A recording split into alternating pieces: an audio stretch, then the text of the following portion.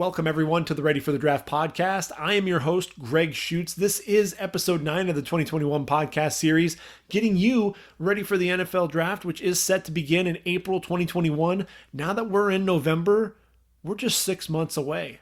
We can actually say that. It's really crazy. There's a lot that still needs to unfold before we get there. We obviously have a couple more months of the 2020 season. All of the championship games will be played in December. Pac-12 will be actually hitting the field this weekend for the first time. We know the Big Ten and the Mountain West, they're into their second week here. And when you look at the MAC, they're back and they're playing on Wednesday. We'll be breaking down those games in next week's podcast. But everybody's back, and we know that the college football playoff will begin on January 1st, and then the second, and obviously the championship game, will be on January 11th. I would assume that after that, you're probably looking at January 18th for players to declare for the draft. And at that point, we'll really know what type of draft class we're dealing with. We'll be able to break down position by position and really start setting up our draft boards going on from there. Obviously, we'll have the combine, and before that, we'll sprinkle in some of the all-star games as well, and we'll bring all of that coverage to you and really take a look at these players, study them, and see what we're dealing with. So week 9 of the college football season in the books, Halloween night, and I'll tell you what, when you watched those games, what I want to do is kind of take a look at some guys that are flying under the radar a little bit, some guys that I think have really helped themselves with their draft stock, some surprises out there as well, some guys that aren't getting quite the love that I'd love to see them get, and maybe a couple of guys whose draft stock have taken a hit a little bit. So without further ado, we have to jump into Big Ten action, and you have to talk about Justin Fields, who's one of the Heisman front runners. 20 of 21 passing last week against Nebraska, and the one in completion, he actually hit Chris Olave, who ultimately landed awkwardly, and after he was undercut by the defensive back. That was the one in completion. What type of encore performance are we going to get from Justin Fields? Well, I'll tell you, he went 28 of 34 for 318 yards and 4 touchdowns. And look, Justin Fields, we know the athleticism is there. He's always had the accuracy, but I'll tell you what, the arm strength is there. He has a much stronger arm than he did a season ago. I'm not worried about him making those throws to the wide side of the field, making all of those NFL throws. Justin Fields can do it all. He's 6'3", 228 pounds, very strong in the pocket, tough to bring down. Although Antonio Shelton, the defensive tackle there for Penn State, brought him down, with one arm and pulled him to the ground. But Justin Fields, make no mistake, he's a tremendous athlete, very strong in the pocket, and I'll tell you, the accuracy on the run was tremendous as well. This was a guy who was hitting his receivers in stride down the field, where only they can make a play on the football. And then the pocket presence I thought was spectacular. On his own 40-yard line, drops back. Shaka Toney, the outstanding defensive end there for Penn State, comes off the edge, beats the right tackle with a nice dip and rip move. And Justin Fields, no worries. Just a nice little side step, just takes a shuffle there, a couple of steps, and then throws a dime 35 yards down the field to Garrett Wilson. This is, it's just the precision passing was ridiculous. His ability to, like I said, to throw his receivers open. I'm a huge Justin Fields fan. He's the guy I think has solidified himself as the number 2 quarterback in this draft behind Trevor Lawrence, and he should be the front runner for the Heisman Trophy. I know Mac Jones has something to say about that, and we'll go back to the Ohio State game here to break down some of the other guys. I thought Chris Olave showed up really well. A couple of other guys there, Sean Wade and Wyatt Davis, kind of an up and down game for the two of them. But when we talk about quarterback play, as I mentioned, Mac Jones, Alabama, 6'3", 214 pounds. This dude, 79% completion percentage, among the top in the country in passing yards and touchdowns as well. He goes 24-31 for 291 yards and 4 touchdowns for Bama in a 41-0 rout of Mississippi State. And here's another guy who just the ball placement is absolutely ridiculous. He's got his receivers over the top on go routes. He's hitting them in stride, just dropping it in the bucket over the shoulder, away from the defensive back. Back shoulder throws. He's putting the ball on his man. He's reading the defenses. There's a cornerback blitz, knows that he has a receiver one-on-one with the safety, and he's going to take advantage of that every single time. He knows that he's going to have his receivers that are running double moves, and when you got Devonta Smith out there on the perimeter, you're absolutely going to be going after Devonta Smith whenever you can. And when you lose Jalen Waddle, what happens? You're still waiting for John Mechie and Slade Bolden and company to step up. Well, when Devonta Smith is able to catch 11 passes for 204 yards and 4 touchdowns, you really don't. That's really your offense right there. You don't need to worry about who's going to replace Jalen Waddle when Devonta Smith says, "Hey, I'll take that upon myself and really carry that." So we'll take a look more, like I said, at some of the position players there for Alabama. But sticking to the quarterback theme, I thought Phil Jurkovec had a nice first half, struggled in the second half against Clemson. Kind of an up and down game. 6'5", 226 pounds, redshirt sophomore. I mean, he looks like Big Ben in the pocket. Big kid. They put up 28 points against Clemson. Clemson down by 18 at one point in this game. Obviously Clemson roars back to the 34-28 win. DJ Uiagalelei having a great game in this against the Eagles, especially down the stretch. But Phil Jurkovec, the arm strength is absolutely ridiculous. This is a guy who does a really good job, going through his progressions, and does a really good job too of that pocket presence, extending the plays, sidestepping the rush with just some subtle moves, keeping those eyes down the field, and taking advantage of what the defense gives him. The problems that he started running into was he was trying to force the football into tight windows, really trusting his arm a little bit too much. And one of the things that kind of drives me crazy about watching him on the move is that he wants to retreat all the time against pressure. And so he gets, he'll bail out and he'll roll out. And when he's doing that, he's giving up so much ground and then relying on that arm, hoping that, hey, you know what, I can then throw the football, 30, 40 yards down the field to my receivers. But that'll get him into trouble for sure at the next level. And it's one of those things, he's holding on to the ball a little bit too long, took a couple of sacks that he didn't need to. There was a 3-man rush down the stretch, and Brian Bresee, the fabulous freshman there, the stud up front, he gets the sack and the safety to ultimately ice it for Clemson. But not only him, Xavier Thomas getting into the backfield, KJ Henry, Miles Murphy, a lot of guys putting pressure on Phil Jurkovec, holding on to the ball a little bit too long at times. And this is a guy, though, the pocket presence, you do see that in terms of his ability to manipulate the pocket. I think there are big things ahead for Phil Jurkovec, but not yet. Not in this year's draft. I know a lot of people love this guy. You put him up against a team like Clemson, you want to see how he performs, and I thought that he needs another year of seasoning. Desmond Ridder out of Cincinnati. Look, the Bearcats, Luke Fickell has him into the top 10, ranked number 7 in the country, 49-10 winners over Memphis in Nippert Stadium. And Desmond Ridder, look, he's 6'4", 215 pounds, the junior, 21-26, pretty efficient day, 274 yards, 3 touchdowns and an interception. This is a guy, I'll tell you, he has tremendous arm strength. That's one of the things that I'd say it's just effortless. Had a 43-yard touchdown to his big play receiver, Alec Pierce, the 6'3", 213-pound junior, who ultimately had to come out of the game due to a shoulder injury. But 43-yard pass, drops the ball, right as Pierce was releasing up the seam, put the ball up, able to high point the football for that touchdown. This is a guy who is also a tremendous runner, able to pull the football and take off and run. 10 carries, just 41 yards, 2 touchdowns. A week ago against SMU, 5th game, in his career, over 100 yards on the ground.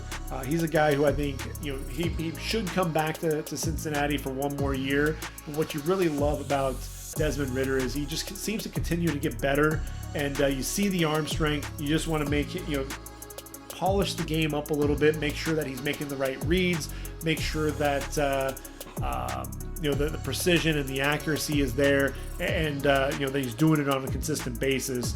But I think he's somebody to watch definitely in next year's draft. That will make the most sense for me right now for Desmond Ridder. But like I said, quarterback position, those weren't the only players that were balling out on week 9 of the college football season.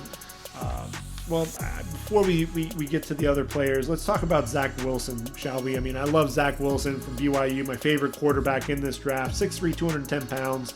The junior, look, he came into the game on Saturday against Western Kentucky, 78.3% completion percentage, which is 5th in the FBS, over 1,900 yards passing, 16 touchdowns. Tremendous athlete. BYU wins 41-10, and Zach Wilson, not the most efficient day for him. 18-32 for just 224 yards, 3 touchdowns. Did throw a pick. Had a receiver on an out-breaking route to the wide side of the field, and the corner was able to step in front and make a play on the football. But before that, if you were watching the beginning of this game, it was absolutely ridiculous. Play action. Sets his feet, fires a strike on a line to his receiver to the outside. 4th and 1. Roll out, gets to the edge, and able to end up picking up 3 yards on that. And then from there, throw to the wide side to Neil Powell. Ultimately able to go ahead and elevate and haul in that football. Then there's this 39-yard throw to Gunnar Romney, his go-to receiver, up the sideline. Roger Cray, the corner, he was looking back, looking and leaning, and has that inside position, but the ball placement, a good ball placement, is always going to beat that perfect coverage, and put the ball right out in front of the receiver. All Gunnar Romney had to do was stick his arms out, and that's ultimately where that ball landed, right in his hands. There was nothing that Roger Cray could do on that play. Rolling out, there was a crossing route, hit Dax Milne, linebacker was underneath, and had the safety coming downhill as well, but put the ball on the money and made sure that the receiver was able to haul in that pass. This is just a guy, just on it. Dax Milne also up the seam on a 23-yard touchdown. He waited for Milne to clear the defensive back. He wanted to hit him in the first window, but ultimately, as Milne continued to come across, got him on that second window, and he led his receiver, didn't have to break stride. Ultimately, 23-yard touchdown there. There was a 54-yard touchdown. I mean, he just uncorks his throw and, ends up hitting his receiver in stride, outrunning them to the end zone. The thing with Zach Wilson, he threw another pass that was over 60 yards in the air, just off the fingertips of Dax Milne, diving attempt there at the goal line. But again, he cut loose with the football at the 35-yard line, and the ball landed probably around the 2. So, a guy, when people talk about his arm strength, he can throw the football to the wide side of the field. He can throw the football down the field. And the thing with it is he's accurate. It's not just a guy like Kyle Bowler who had tremendous arm strength but wasn't accurate to save his life. Zach Wilson knows where he wants to go with the football. He's supremely confident, and I think he's a guy, the athleticism, his ability to manipulate the pocket, his ability to step up and then slide, looks a lot like Aaron Rodgers in the pocket, with Aaron's ability to feel the rush, able to step up, slide, buy a little bit of time, and then find that open man. And then when he's on the run, being able to get those hips around and really fire a strike to his receiver. Zach Wilson, if you haven't gotten to see him play, you got to tune in and watch. He's a lot of fun to watch. So now we'll go ahead and get to a lot of the other position players and who we got to watch. So I mentioned Devonta Smith. He's 6'1", 175, so precise with his route running. He's one of those guys, he runs these out and ups in Steve Sarkisian's offense, and he doesn't really slow down. He doesn't need to, because he's so precise, so crisp with the route running, and ultimately ends up running by the corner. When you think of Alabama receivers, you don't think of Devonta Smith as the fastest. You always thought of that as being Henry Ruggs or Jalen Waddle. You didn't think about him being the best route runner. That always went to Jerry Jeudy. But with Devonta Smith, he's just so smooth, and he does a little bit of everything. That's the thing. His calling card is he's all reliable. He's the guy that Mac Jones, Tua Tagovailoa, Jalen Hurts, whoever was under center for the Crimson Tide, they were looking to number 6. And to me, I think when you look at this year's draft class, I think you've got Jamar Chase, who could end up being a top 10 pick. I think Jalen Waddle is going to be right around the top 10, and I think Devonta Smith is a guy that's going to end up probably being in the top 15 of the draft. I think when you look at this receiving core or this receiving class, especially with the way that last year's receiving class is played, you don't necessarily need to get a receiver in round number 1. So I think you're not going to see quite as many receivers come off the board in round 1 like we're expecting. I think there is a lot of depth though, and it's going to start with guys like Devonta Smith. Again, over 200 yards through the air, and he's one of those guys that. Like I said, the subtlety with the route running, the body control along the sideline, his ability to make sure that he stays in bounds. He's a lot of fun to watch. He's explosive. He's a playmaker. He's very dynamic. And whoever ends up with him, he's going to end up being your number 1, favorite target to throw the football to. I think he can definitely be a number 1. If he needed to be a number 2, he's shown that he can be a complementary piece as well. So I think the versatility there is off the charts for Devonta Smith. Now, he's not the only receiver, like I said. Chris Olave, 6'1", 188 pounds, another smooth receiver, man. 7 receptions, 120 yards, and 2 touchdowns on the day in this game. Another guy who has tremendous body control. His ability to make sure that he keeps his feet in bounds. The ability to adjust to the football, especially the back shoulder throws, I think are tremendous. And then the strength, his ability to run through a couple of defensive back tackles, and pick up some extra yards, and also understands where the soft spots in the zone are, sitting down, giving a nice target there for Justin Fields to hit him. I think Olave has a chance to be a late 1, early 2. When it's all said and done, but I'm a big fan of Chris Olave's. Like I said, very smooth receiver, much like Devonta Smith. Then you look at a guy like Tylan Wallace, very physical receiver, 5'11", 187 pounds. This is a guy who loves contact. You can sit there and bully him if you want. You can try to push him around, but he loves that contact. He's going to eat it up, and then he's going to beat you because you're going to try to jam him. You're going to try to be physical with him as you're going up to haul in a pass. But Tylan Wallace, man, he's going to go up and outplay you, outwork you for that football time and time again. And the former Biletnikoff Award finalist, well on his way to potentially challenging for that again. 11 catches, 187 yards, 2 touchdowns. I don't think he's quite on the level of some of the receivers that we've seen come off the board in round number 1. I think he's going to be a day 2 pick, probably come off the board early in the second round, but a guy who could end up being a steal. I think he'll be very productive early on in his career at the next level. We've been talking about receivers, but I really want to talk about Joseph Ossai on the defensive side of the football. If you didn't get to watch that Oklahoma State-Texas thriller where the Longhorns beat the Cowboys 41-34 in overtime, you got to tune in and watch that game. Joseph Ossai was a man possessed. 12 tackles, 3 sacks, 6 total tackles for loss, a couple of forced fumbles. 46 was literally everywhere. This was a guy who was collapsing down on the run, off the edge. The backside pursuit was ridiculous. This guy's motor is always running, and there's always gas in the gas tank, so he's never taken a play off. His ability to, I talked early on in my podcast series about how he didn't look all that explosive at the beginning of the season. Maybe it was because they didn't have the training camp or what have you, but he is definitely in mid-season form now. The ability to fire quickly off the ball, and then he's attacking that outside shoulder of the offensive tackle and using those hands, uses the hands to swipe whether it's with a nice club or, like I said, even a two-hand swipe of the hands, ripping through or giving a nice arm over. And then when he flattens out, he bends around that curve. The flexibility is ridiculous with him. Gets to that edge and flattens out in a hurry, and then it's all about that explosiveness, exploding to the quarterback and pressuring him.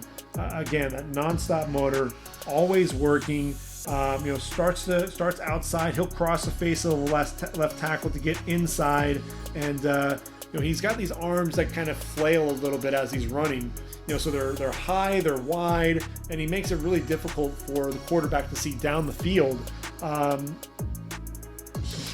He was definitely a man possessed. On that fourth down play in overtime in the red zone, Spencer Sanders, ultimately gets sacked to end the game. And this was a guy, he was set up in a wide 9 technique because he was struggling, to make any plays against Teven Jenkins. The only time that he really made an impact lining up over off the right tackle was when Teven Jenkins was blocking down. He made most of his success, coming off the left tackle position. Jake Springfield ended up getting injured. They had to move the left guard, Josh Sills, out there to left tackle. And you could definitely tell that there was a difference there in terms of the athleticism to handle the speed rush of Ossai. But in that last play, there was a tight end that was lined up next to Jenkins, and he's set up in the wide 9. And as he's coming off the edge, that angle, it was all about angles for him. He was able to take a wider angle, and you could tell that, Teven Jenkins, look, he fires out of his stance, and he actually beats him out, and he's got him lined up and square. But because of Ossai's explosiveness and that angle, all Teven Jenkins really was able to do was kind of try to push him up the field. And look, that didn't slow Ossai down. He kept coming and ultimately dropped Spencer Sanders for the sack to win the game. But I bring up that one-on-one matchup because Teven Jenkins more than held his own against Joseph Ossai, who's quickly becoming a top 20, top 25 pick. And Teven Jenkins is that offensive tackle that nobody's talking about. I mean, it seems like everyone has their guy that they want, that they're bringing to the table. I think Penei Sewell is your number one. The people are talking about Samuel Cosmi. We'll talk about him here in a second. But I think, that number 2 offensive tackle spot is still up for grabs. I think Alex Leatherwood has definitely shown that he can be a left tackle at the next level. I thought that, he showed some nice quickness in the game against Mississippi State. Good feet. The hands can be a little inconsistent at times, but definitely in the running game, he's blocking down, driving Kobe Jones. Really did an excellent job beating his man out of the stance, squaring him up, and then ultimately driving him away from the pocket in pass protection. He's somebody to me that, you saw him with the run game. You thought he was going to be a guard. I have to transition him to tackle. I think he's very much in play as a first-round offensive tackle. You have Dylan Radin, the technician there for North Dakota State. A lot of people are talking about Spencer Brown, the 6'9", 321-pounder out of Northern Iowa, as a potential first-rounder. And I'm not saying that I'm not considering him, because I am. He's this year's Mekhi Becton, in my opinion. I mean, he's not quite as big as Mekhi, but they're both 6'9", both very heavy-handed, and both just nasty, throwing guys all over the place. That's really, when I watched him play, that's who he reminded me of because of the size and his ability just to throw guys around the yard.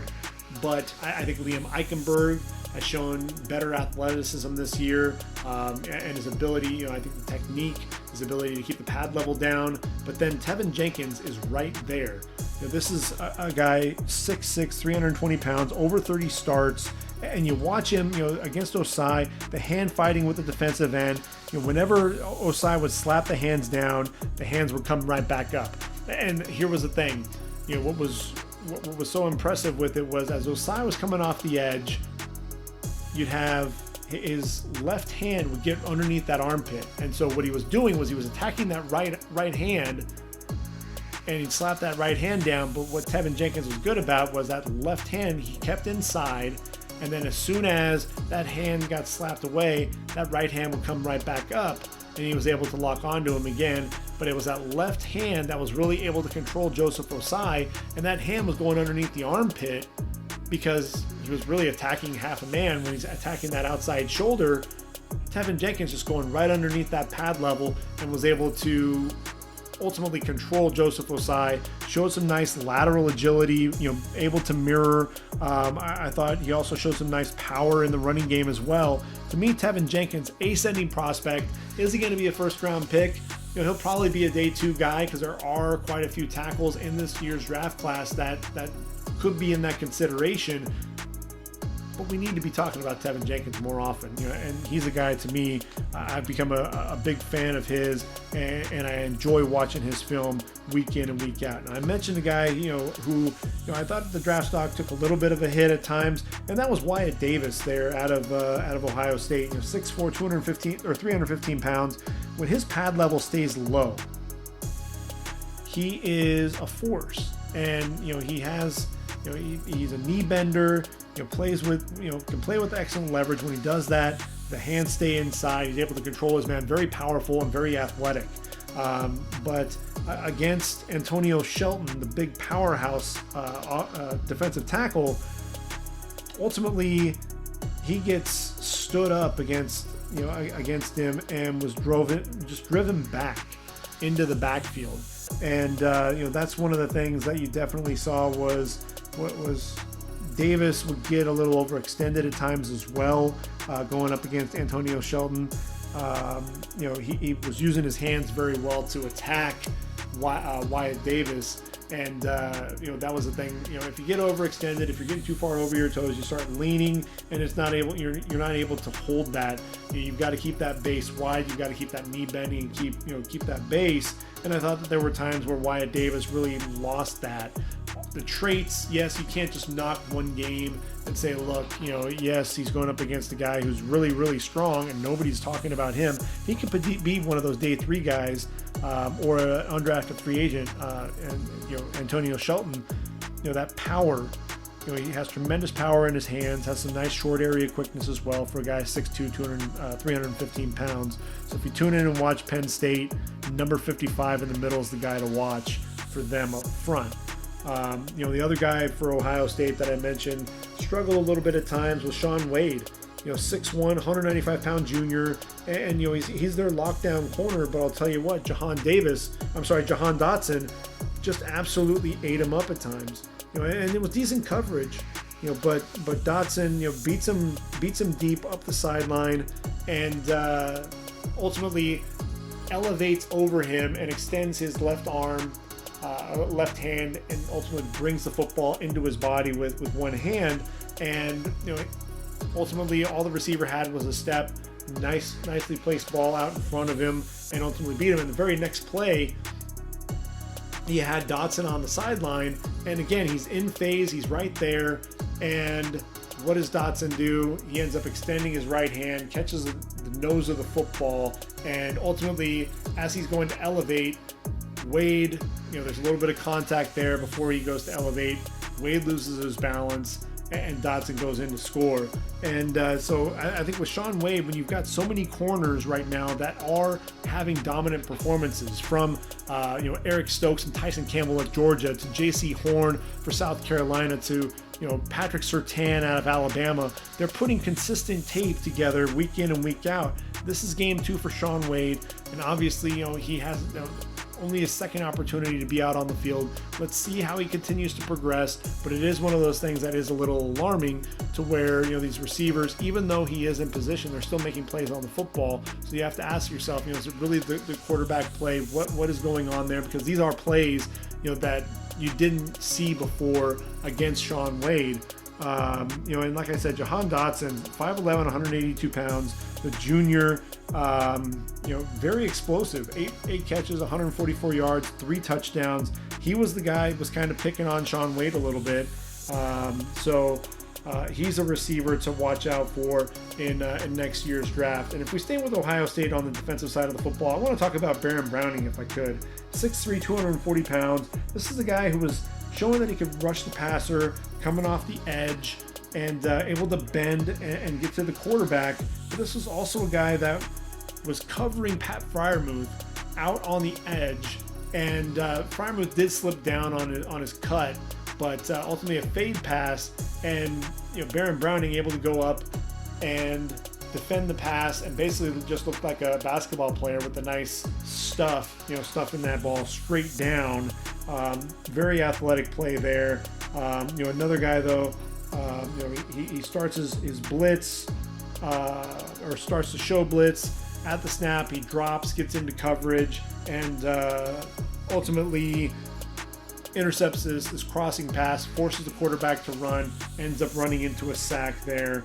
And the biggest thing with it was, Baron Browning showed, hey, I can hang with Freiermuth on the crossing routes. A nice precision pass out in front of him, ultimately got beat. But Baron Browning, the athleticism, his ability to rush the passer, he played the run really well, and then being able to drop into coverage, versatility to be a 3-down linebacker. And then Pete Werner, he's 6'3", 242, but another guy who has tremendous athleticism out there.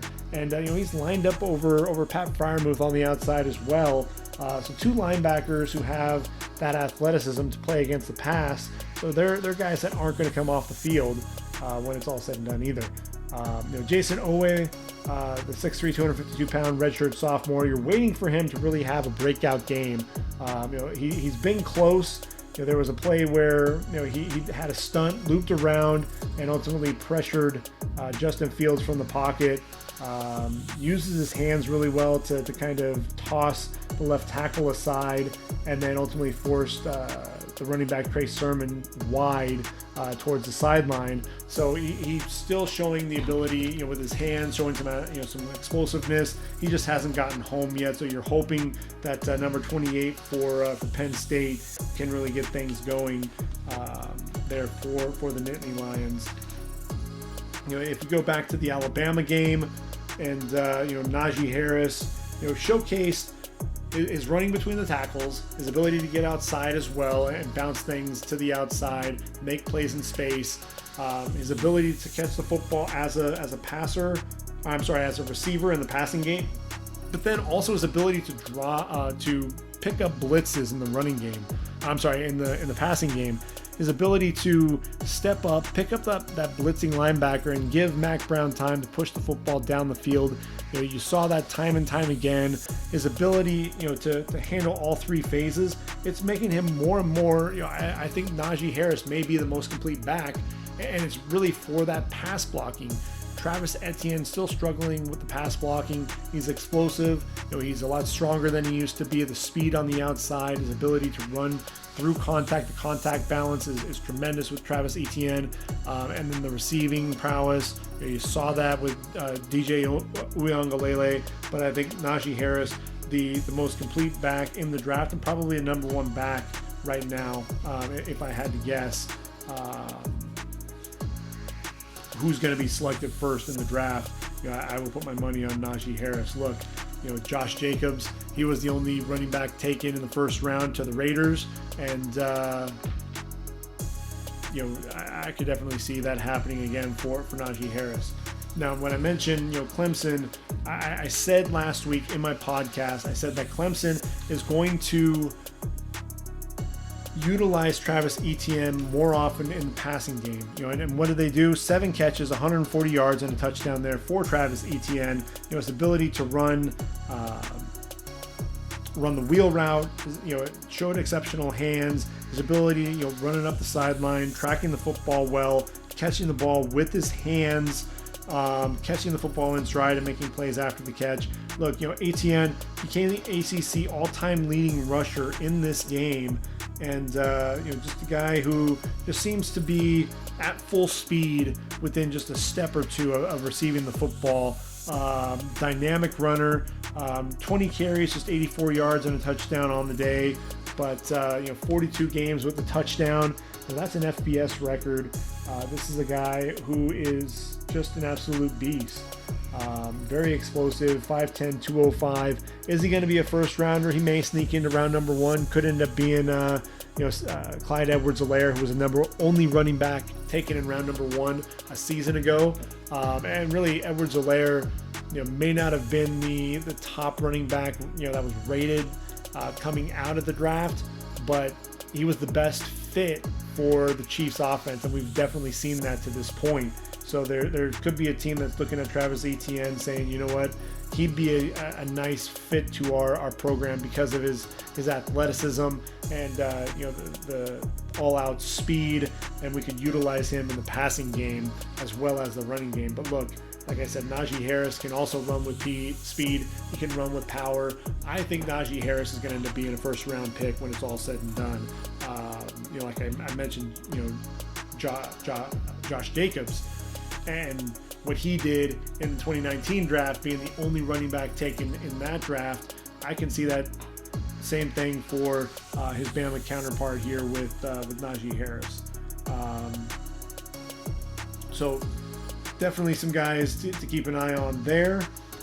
As I continue to look through my notes and some of the other guys that we have to talk about, I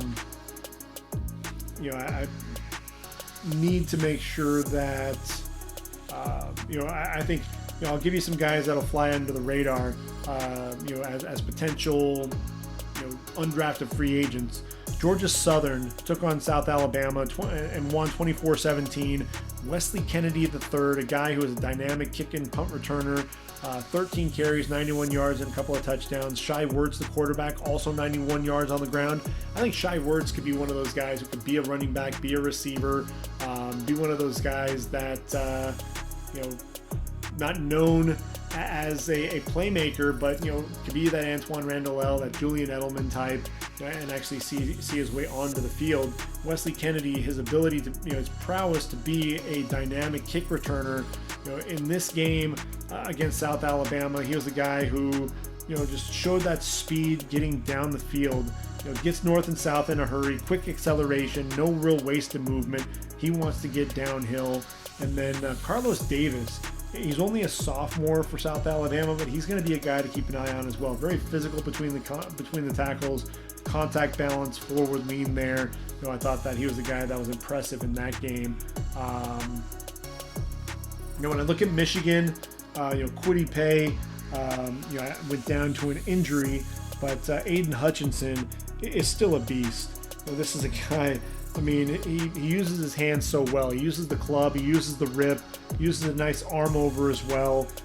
For a guy who's 6'6", 270 pounds, has tremendous length, he can bend really well as well. He loves to attack the hands of the tackle, and then is able to flip his hips and turn the corner. He's already parallel to the line of scrimmage as he's confronting and really taking on that offensive tackle. Then he's using those hands to get that edge, and then as he's flattening out, he has a nice burst, a short area burst to get to the quarterback. To me, Aiden Hutchinson's a guy that's going to be continuing to move up draft boards and will be a nice day 2 pick for somebody should he decide to come out and enter the draft. Jalen Mayfield hasn't actually come out and said that yes, he is going to be he is going to enter the draft. He's only a redshirt sophomore, but he was a guy that opted out and ultimately came back. But if this is his last season, he's another offensive tackle who has a chance to be a first-round selection. 6'5", 320 pounds. We always knew that he was powerful and that he had the strength to drive guys back off the ball in the running game. But he's shown that he can showcase some more athleticism there as a pass rusher. So I think Jalen Mayfield has entered himself, at least if nothing else, into that conversation, talking about the top offensive tackle behind Penei Sewell. I should preface that. But when we look at a guy like Samuel Cosmi, he's 6'7", he's 309. I mentioned previously that the footwork can be inconsistent at times, his hands can be inconsistent at times. But when he's on, he can definitely, really good feet, choppy steps in his kick slide, locks up that defensive end and will just shove him back, showing that tremendous strength. But he can also mirror that defensive end in front of him in the passing game as well. I think one of the things that you definitely see is he can be very comfortable there in his kick slide. and he'll sit down, he'll anchor, he'll get that butt down low. He's 6'7", so you worry about pad level, but you don't really have to worry about it with him because Cosme looks more like a basketball player out there with his stance. And I think one of the things that you see with Cosme is he may not be that tackle that's going to be very effortless, play in and play out, keeping the guy away from the pocket completely. But what he does a great job of is when that defender, much like Teven Jenkins, when he's attacking that outside shoulder and all he has is a half a man, he's taking his man, he's getting his hands inside, and then he's either driving him away from the pocket or he's taking him up the field so that there's no way that they're even getting anywhere near the quarterback. I think Cosme is definitely there as the number 2 offensive tackle at this point, but there are a lot of guys that are out there that are really going to be pushing him, and you want to see how he performs the rest of the season. And then obviously as we get into some of the workouts, really be able to test what his offense, what his athleticism looks like. Chuba Hubbard, 6 foot, 208, the junior Doak Walker Award finalist a season ago, absolutely showcasing that he can make the first man miss in the backfield, a little bit of a wiggle and a head fake to get the safety off balance, show that he can catch the football a little bit over, out of the backfield, but not really used as a receiver for the most part. Did have 4 catches for 34 yards and a touchdown in this game, and just 72 yards on 23 carries. And Chuba Hubbard, look, he's running behind a line that's replacing a lot of guys, and then there's also some injuries. But one of the things that concerns me with Chuba Hubbard is, can he create on his own? You see some of the running backs that they're able to create. They're able to create in the open space. All they need is a crease, and you don't always see that with Chuba Hubbard. When he gets the bulk of his yards, it's because there's a wide open gap that he's running through, and he uses that sprinter speed to take off. I think there is some contact balance, but you want to see him be a little bit stronger between the tackles as well. So I think Chuba Hubbard, he's one of those backs that is going to be polarizing. I think some people love him, some people just aren't. And for me, I'm kind of in between. He's somebody who I think is still one of the better running backs in this draft, can end up being the number 3 running back taken, but there's still a lot of things that I think he needs to work on. LSU game, I thought Seth Williams had a much better game. 6'3", 211 pounds, the big physical receiver. Man, he's got to weigh a lot more than 211 pounds. But this is a guy who I still worry about him being the next J.J. Arcega-Whiteside. Arcega-Whiteside was a guy who was the mismatch nightmare, a guy that was able to be physical, a guy that could get down the field, be the size mismatch, high pointing footballs, but can't separate to save his life at the next level. And I wonder if Seth Williams is going to be able to do that. A lot of his plays, even in this game, he was open and then he'd make the catch, and then he was difficult to bring down. But it's a different ball game if you've got a defender in your back pocket. And he struggled to separate from Tyson Campbell when he played Georgia. J.C. Horn had a field day against him as well. Yes, he's going to have a couple of plays here and there against those guys, but for the most part, he got eaten up. And he had a couple of nice plays against Derek Stingley. But I think Stingley, for the most part, held his own there with Seth Williams, and Williams on the day, finishing with 4 catches for 71 yards. The quarterback position was a disaster. With Miles Brennan out, T.J. Finley, Max Johnson, the 2 freshmen, struggled mightily with the football. But you still got to see a little bit out of Terrace Marshall, the 6'3", 200-pound junior. The route running is really what you see there. He was slow playing the route in the slot, kind of hesitates, and then really a quick snap to the outside, on the defensive back to make a catch for 10 yards. Like I said, he's always been a guy who showcases speed vertically, and I think what he's doing now is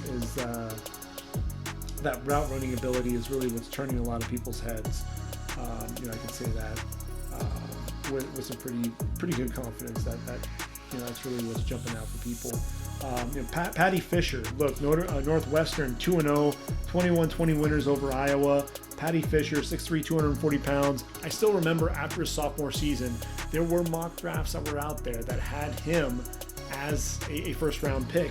Now, that's really not going to be there. The question is going to be, where is he going to play? Because he does have good size, but is he fast enough to be a linebacker on the inside? Is he somebody that's ultimately they're going to kick out and be an outside linebacker, or are they going to bulk him up a little bit and allow him to be a defensive end?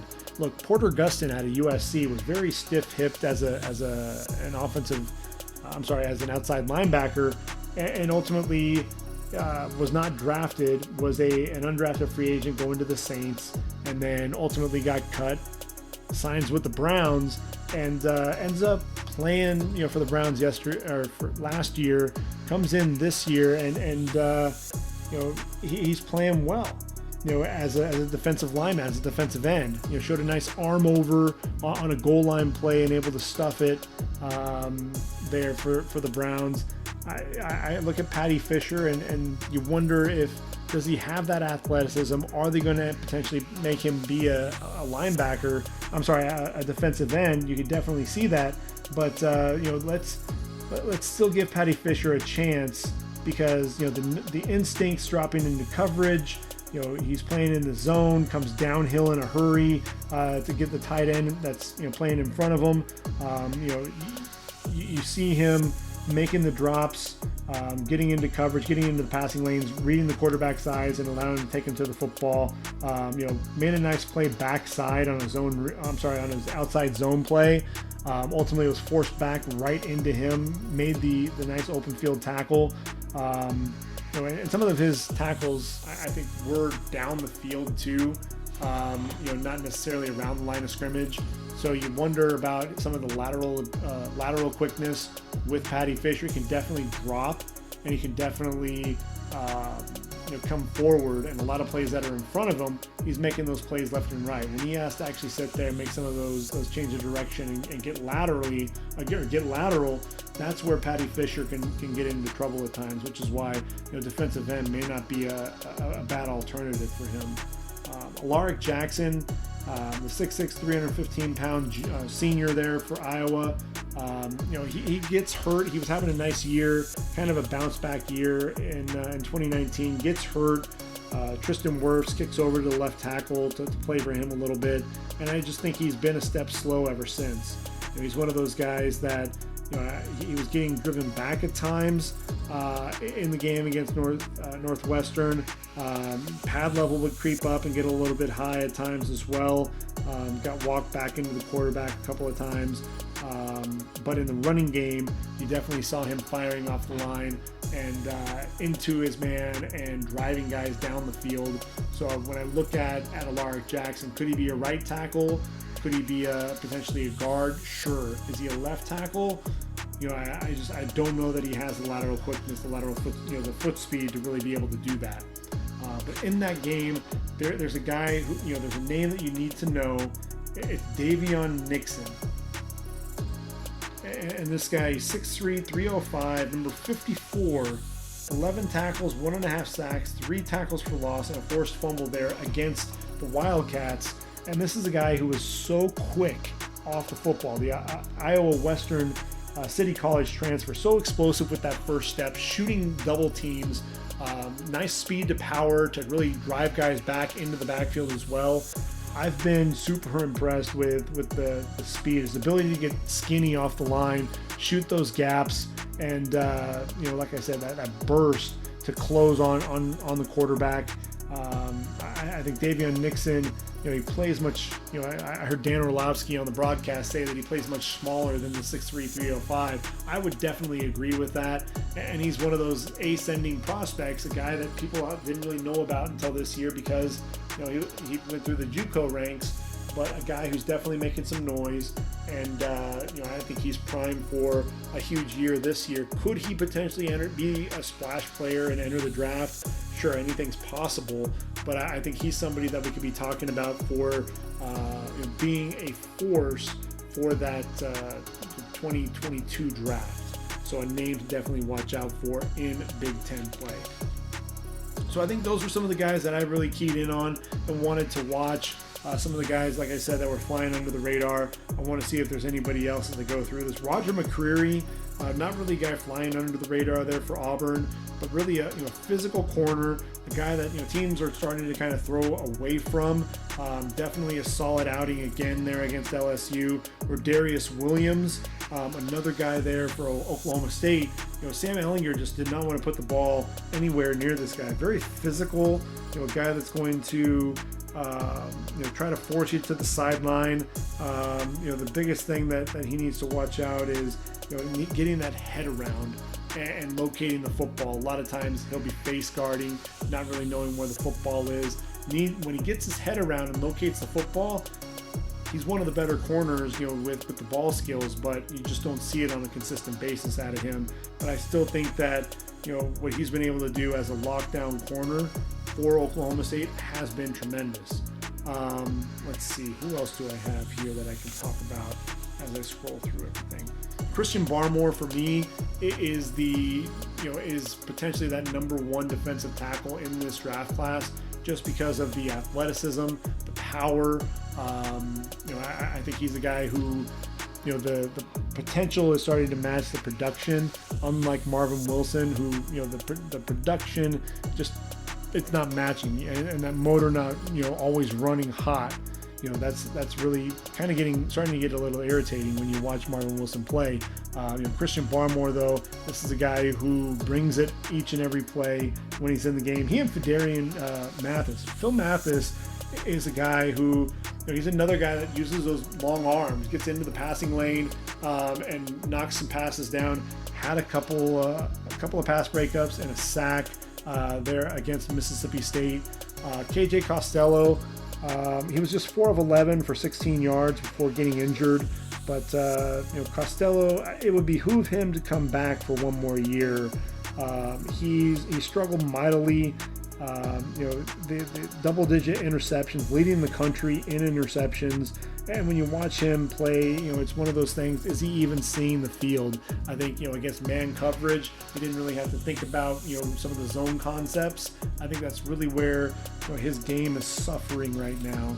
That's a guy that, I think really needs to come back, because he's really, fallen down in the rankings and kind of where he's going to fall for the draft. Oklahoma, Ronnie Perkins is back. He's a guy that you really want to continue to watch and see how he plays. But Isaiah Thomas is the defensive end there for Oklahoma that you really have to keep an eye on and talk about. He's only a junior. He'll be back next year, but I think he can be a guy that can get constant pressure on the quarterback. D'Angelo Malone, I kind of fell asleep at, watching, Western Kentucky's defense against BYU, because I wanted to see number 10, and he really struggled to make an impact. He was non-existent, and a lot of that, the credit has to go to number 67, the left tackle, Brady Christensen. He was the guy who was playing with excellent leverage. You saw good quickness coming out of his stance, and then when he locked on to D'Angelo Malone, he really struggled to get off blocks. And so, I think Christensen absolutely helped himself. Should he decide to enter the draft, I think he'll probably be someone that will come back for one more year. But he's definitely showing some athleticism. I think that D'Angelo Malone, the more I watch him play, I was getting excited about him potentially being a day 2 pick, especially after last season's performance. This year, though, I think it would be a stretch to even put him into that conversation right now. Ollie Gay for LSU, all this guy does is get into the backfield and make plays behind the line of scrimmage.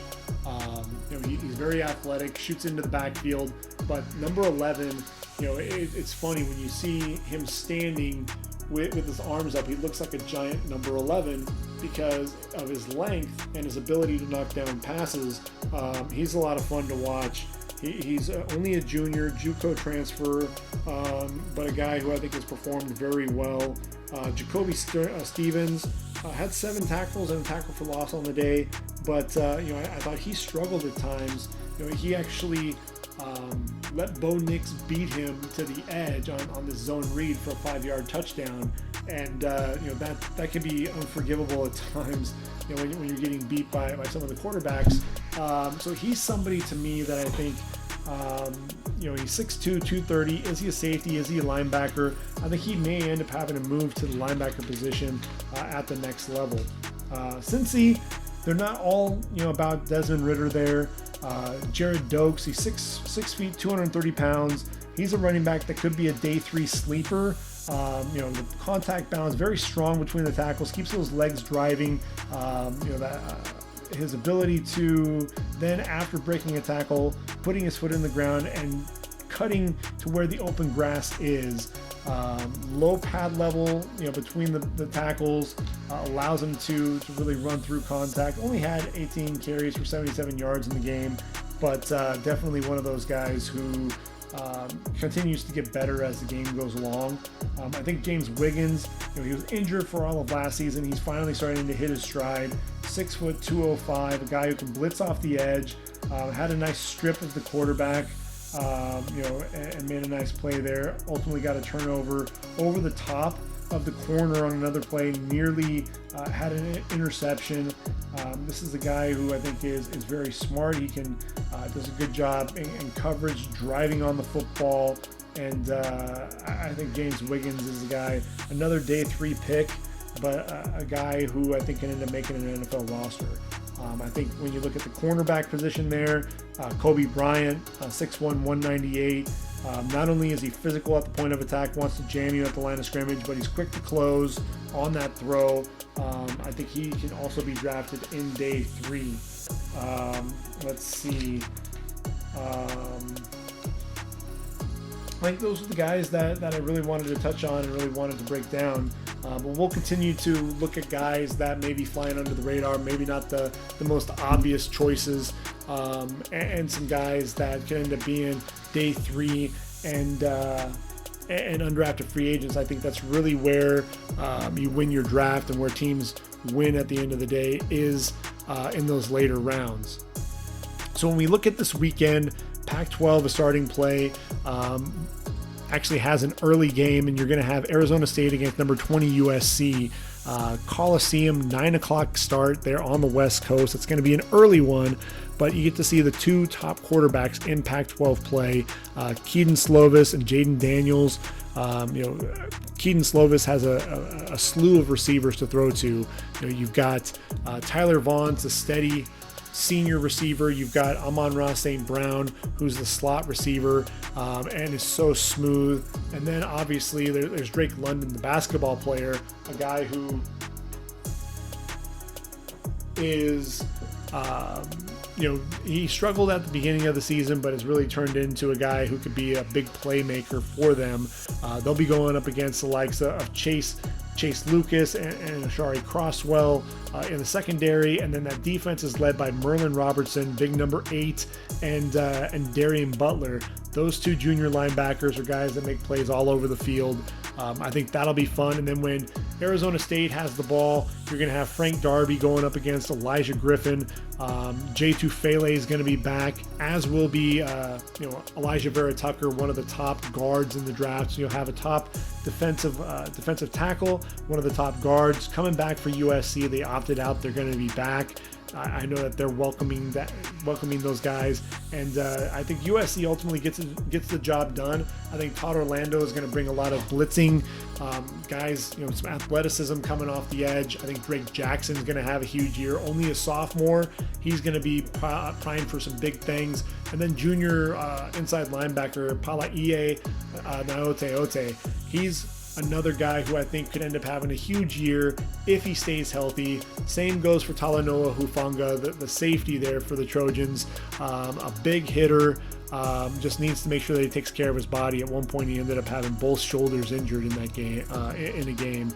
So he needs to watch himself, take care of himself a little bit. But USC is definitely going to be a team to watch in the Pac-12. Michigan traveling to Bloomington, Indiana. It's crazy to see Indiana ranked 13th. and Michigan 23rd in the country. I'll tell you what, Michael Penix Jr. is going to and Stevie Scott are going to have their hands full with the likes of Carlo Kemp and Aiden Hutchinson and Kwity Paye up front, and it's going to be interesting to see that secondary they love to grab, and I think that's what got him into trouble. Watch Vincent Gray and Daxton Hill and company take on Whop Philyor in the passing game. When you look at Texas taking on West Virginia, Texas ranked again after beating Oklahoma State. They're ranked number 22 in the country. Sam Ehlinger, we know the gritty gamer, but his game is just not going to translate to the next level. Could he be the next Taysom Hill? That's entirely possible. Joseph Ossai is going to be wreaking havoc against West Virginia, and Jared Dagey there, the quarterback. You want to see if the Stills brothers can really put pressure on Sam Ehlinger in that game. I think it's going to be interesting. West Virginia is one of those surprising teams. Neil Brown really has them coming out and playing well, so that's going to be a fun one to watch. Liberty, man, ranked number 25 in the country. The Flames under Hugh Freeze, Malik Willis, they're the quarterback, the transfer from Auburn, taking on Virginia Tech, and really what you want to see there is Khalil Herbert, the running back. He's a lot of fun to watch. He transferred from Kansas and has been one of the leading rushers in the country. As we continue to scroll through the games, some other games to keep an eye on. Nebraska's taking on Northwestern. Michigan State goes to Kinnick Stadium against Iowa. Arkansas State, Jonathan Adams, the receiver, going up against Louisiana with Elijah Mitchell, who could be a nice day 3 steal. Trey Regis, same thing, with some of his power running the football downhill. Marshall, number 16 in the country, they're undefeated, the Thundering Herd, at home against UMass. Brendan Knox, have to watch him play. A tremendous running back. And then you have Josh Ball, the offensive tackle. He's definitely a guy that's worthy of being drafted. Dan Mullen's guys, the Florida Gators, Kyle Trask, Kyle Pitts and company, number 8 Gators, traveling between the hedges. Actually, they're not. It looks like the game's actually going to be played at TIAA Bank Field in Jacksonville, Florida. Makes sense. Florida, Georgia, number 5 ranked Bulldogs. You want to see Tyson Campbell and Eric Stokes against the likes of Kadarius Toney, who I think has solidified himself as one of the better receivers in this draft and is going to be a day 2 pick that people will be talking about. Kyle Pitts, who are they going to line up against him? Is it going to be Tyson Campbell? Are we going to see a linebacker that lines up over him? What is Monty Rice? Where is he going to be? I think, end of the day with this, Florida's going to have some of that firepower. It's going to come down to who has, can Florida's defense stop Georgia's offense, and can Kyle Trask break through against this Georgia defense? That's really going to be interesting. I think it's kind of a toss-up for me right now. As we continue to look through, Spencer Rattler staying at home, taking on Kansas. That should be a nice polished game there for Spencer Rattler. Penn State licking their wounds after the loss to Ohio State. They're 0-2, taking on the upstart Maryland Terrapins, 1-1 on the year. If you didn't get to see that game against Minnesota, it was a crazy one. Tua Tagovailoa's brother, Talia, leading the Terrapins to victory. In overtime, Maryland gets their touchdown. Minnesota answers, but then they miss the extra point and end up losing that contest. The Gophers looking to try to get their first win. They're traveling to Champaign, taking on the Fighting Illini. You really want to see, Tanner Morgan. Can he rebound? And then Mohamed Ibrahim, that running back, can he really get things going? I think he's one of those breakout sleeper running backs, a guy that could potentially enter the draft this year, but there's not a ton of depth at the position. He could end up sneaking his way into a top 10, and if he is a top 10 running back, I could see him potentially coming out. Let's see, Utah taking on Arizona. That'll be the first matchup there for both the Utes and Arizona. Kansas State, they lost to West Virginia. They're no longer ranked. Oklahoma State, they're heading into Manhattan now. as a one-loss team, ranked number 14th in the country. You want to see what Spencer Sanders can do with Tylan Wallace, Chuba Hubbard. I expect Mike Gundy's crew to rebound. That's a really solid defense. Pittsburgh, you're going to have Patrick Jones and Rashad Weaver and company heading to Tallahassee to take on Florida State.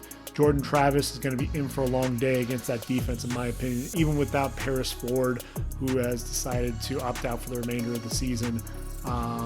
Let's see, South Carolina taking on Texas A&M. That ought to be a fun one. The Aggies are ranked number 7 in the country. With South Carolina, offensively, you want to see Shi Smith, what he can do there with the ball in his hands. I have a nice running back, Kevin Harris, only a sophomore. And then obviously J.C. Horn, the corner, and the linebacker, Ernest Jones.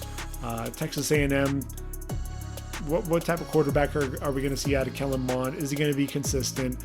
Will Kingsley Enagbare, put pressure on him coming off the edge there for the Gamecocks? That's going to be interesting. Will Mond be able to hit Jalen Weidermeyer? That's something that you're going to watch out for as well. Notre Dame, Clemson. That's going to be the big game because Notre Dame ranked number 4 in the country at home against Clemson without Trevor Lawrence. DJ Uiagalelei going to be the quarterback there again.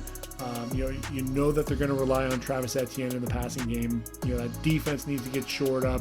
With Notre Dame, they struggle throwing the football. I think they've got some of their best receivers right now are at their tight end position. They've got the freshman Michael Mayer, who looks to be a stud and a star, but you also have Tommy Tremble as a tight end as well. Those are guys that are going to be making plays. It's really going to be Kyron Williams turning him loose, and you got behind that offensive line. Not only is Liam Eichenberg a stud up front, I think Jarrett Patterson, if he decided to come out, he could be the top 3 center in the draft. Aaron Banks is a nice solid guard who I think could be coming off the board in round 4, going up against that young Clemson defense.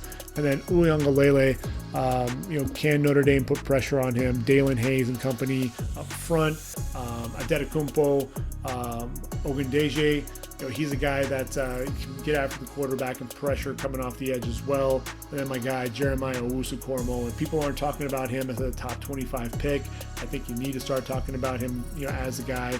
I think the real reason why people are hesitant is what position is he really going to be playing? That's the question that you have with Isaiah Simmons. I think it's legitimate, but this is a guy, he's a football player, and he makes plays wherever you line him up on the field. He's a guy that they're going to have to watch out for. I think this is a game that Clemson needs to watch out. I really do. Ohio State, they're taking on Rutgers. I know Rutgers, they beat Michigan State to start out the year, lost to Indiana. Are they for real? You'll get to see Tyshawn Fogg and Olakunle Fotukasi, the 2 linebackers there for the Scarlet Knights. But I think at the end of the day, you're going to see Justin Fields have another field day. Big win for the Buckeyes in the Horseshoe. The Ducks taking on Stanford, number 12 ranked Oregon Ducks. No longer do they have Justin Herbert. I expect them to run the ball a lot. CJ Verdell is absolutely a pro prospect. Defensively, only a sophomore, but Kayvon Thibodeau is an absolute beast. We'll get to see him take on Stanford's O-line. Walker Little is opted out. I'm not sure if he's opted back in or not. I'll have to see when Stanford plays. But Davis Mills, he's going to be an intriguing quarterback prospect. He took over for the injured KJ Costello and never surrendered that starting job. Is he somebody who could potentially come out this year? Is he going to come out next year? We really have to see how he performs. Coastal Carolina, man, the Chanticleers, undefeated, ranked number 15 in the country. They'll be taking on South Alabama. I think that's another win there for the Chants for sure. And then Washington State, Oregon State, and New Mexico and Hawaii are your nightcaps there in college football. We've got quite a few games that have either been postponed or canceled due to COVID-19. Purdue, Wisconsin, not the only one, but the only matchup of a ranked opponent. Air Force, Army, Tulsa Navy. So all of the academies have games that are postponed. FIU and UTEP got canceled. North Texas, Louisiana Tech, looks like they've postponed their matchup. Louisville and Virginia also postponed, but the Huskies and Cal, that was a game I was really looking forward to. I wanted to watch some of the defenders there for Cal, Cameron Bynum, Kwoni Dang at the corner and linebacker positions. That would have been an interesting to watch. Washington has Elijah Molden. They also have Levi Awazarike up front on the defensive tackle position. It really would have been a fun game to watch. Unfortunately, it has been canceled. Pac-12, they really have no leeway. If COVID interferes and you ultimately have to, you can't postpone it. It's going to end up being canceled because they really have a rigid schedule starting as late as they have. So those are the matchups for Week 10 of the college football season, and those are the matchups that I want to try to watch as many of those games and bring those to you. It's really crazy. I've gotten through almost, I think, just about a game for just about every FBS program that has played a game to this point outside of the MAC. So I'm really looking forward to getting to watch the MAC play, and obviously the Pac-12 as well. There are a few teams here and there that I haven't gotten to see yet that I'm looking forward to getting my hands on some of their game tape as well, because the goal is to watch at least one FBS game for all FBS, all 130 teams before the season is over. Now obviously with Connecticut, with New Mexico State, they've opted out for the season, so we won't be able to watch them play, but the remaining teams, I guess it's 128 now, those are going to be the games that I'm going to try to get my hands on and really watch and really study and see who we have out there that could potentially sneak up on us. Who's going to be this year's Dustin Crum out of Kent State. He's a guy that I think is absolutely a guy who can get drafted there on day number 3. Jarrett Patterson is the running back in the MAC that everyone's talking about at Buffalo. But there's a guy that you really have to start keeping an eye out for, and that's Caleb Huntley out of Ball State. He's 5'10", 229, runs with power, runs with speed, 130 yards and a couple of touchdowns. When Ball State took on Miami of Ohio here on Wednesday, and Tommy Doyle, he had opted out. He's back, and he's a guy that could be that sleeper offensive tackle.